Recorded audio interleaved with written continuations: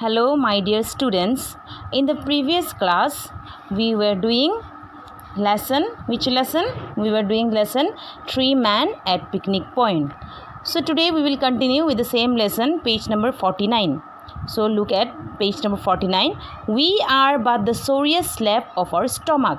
It is very strange, this domination of our intellect by our digestive organs. We cannot work, we cannot think unless our stomachs will. So it dictates to us our emotions, our patience.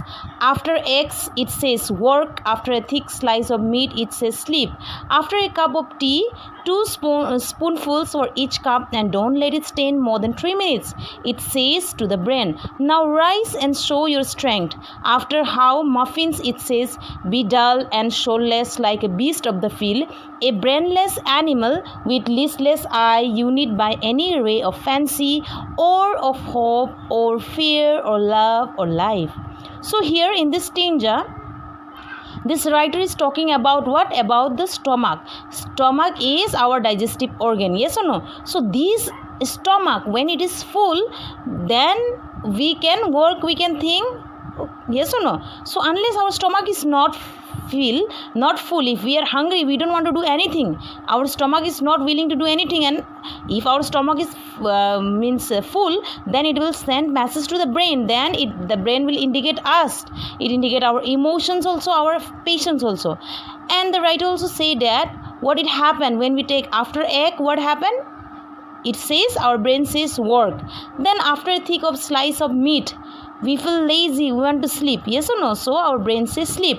Then after a cup of tea, that is 2 spoonfuls for each cup, what happened? After 3 minutes, it say to the brain that it is, we have to stand, now rise, and we have to show our strength. So but be dull and soulless like a beast of the field, a brainless animal with listless eye.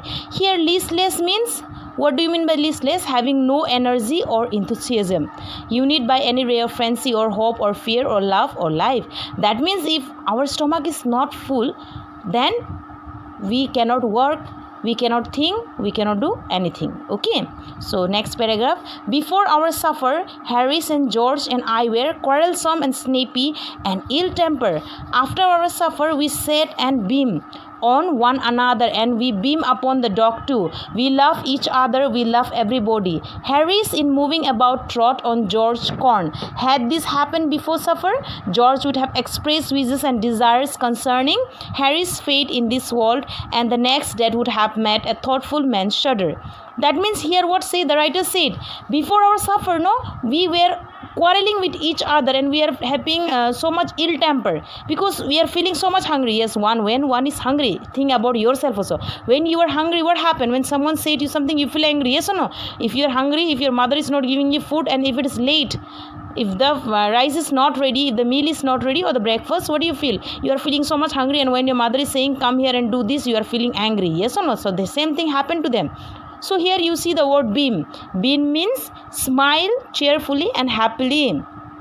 So, and after what happened, after their stomach is full, they were smiling with each other, they were quarreling with, they were not quarreling. Before that, they were quarreling, they were ill-tempered. But after the stomach is full, they were so much happy, they were trodding. Here, trod means step on, okay? So, step on, they were trodding with one another, they were pushing each other, and they were talking, and they were feeling very much happy, and they were expressing their wishes and desire, okay? As it was, he said, steady old man, wear wheat. Here, wear wheat means possibly a warning not to step on the speaker corns. Okay, so the speaker is saying, it was, he said. What he said? Steady old man, don't step. Okay, don't step. He is giving warning not to step on his corns. And Harris, instead of merrily observing in his most unpleasant tones that a fellow could hardly help treading on some bit of George's foot if he had to move about at all within 10 yards of where George was sitting, suggesting that George never ought to come into an ordinary sized board with feet that length, and advising him to hang them over the side as he would have done before supper, now said, oh, I am so sorry, old chap, I hope I haven't hurt you. And George said not at all, that it was his fault. And Harry said no, it was his. It was quite pretty to hear them. So the writer is talking about Harris and George. Harris, instead of merely observing what he did, in his most unpleasant tone, fellow could hardly help treading, that is, on some bit of George's foot. He stepped on George's foot, and he had to move about at all with 10 yards of where George was sitting. So he had to move 10 yards away from where the place George was sitting. So suggesting George that never out to come in the ordinary size board, and he is suggesting to George, okay, and advising him to hang over the sides. He said, I will not go, you go that side, I will sit this way. He was talking. So he have not done that before supper. Oh, I am so sorry, old chap, he said, because he stepped on Harry's step on whose feet? George's feet. And when he said sorry, apologizing, when he apologized, when he asked pardon, when he asked sorry, when Harry asked sorry to George, George said, not at all, I don't mind, it was his fault. And Harry said no, what he said, it was his.